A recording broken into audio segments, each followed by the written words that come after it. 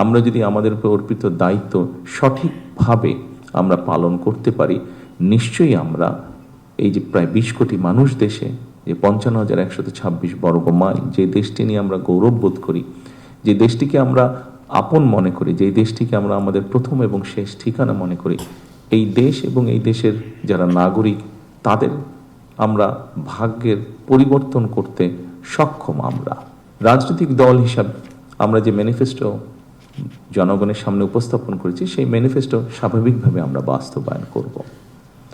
এবং একই সাথে পৃথিবীর যে কোনো গণতান্ত্রিক রাষ্ট্রে যখন একটি রাজনৈতিক দল যারা জয়লাভ করে, সরকার গঠন করে, তারা তাদের ম্যানিফেস্টো বাস্তবায়ন করে। তবে এই ম্যানিফেস্টোকে যদি আমাদের বাস্তবায়ন করতে হয়, খুব স্বাভাবিকভাবে আপনারা যারা প্রজাতন্ত্রের যারা কর্মকর্তা এবং কর্মচারীবৃন্দ, অবশ্যই আপনাদের সহযোগিতা প্রয়োজন। সমাজের সকল ব্যবস্থা, রাষ্ট্রের সকল ব্যবস্থাকে অনেক পিছিয়ে দিয়েছে, অনেক ক্ষেত্রে ধ্বংসের দ্বার প্রান্তে নিয়ে গিয়েছে, সেটি হচ্ছে দুর্নীতি।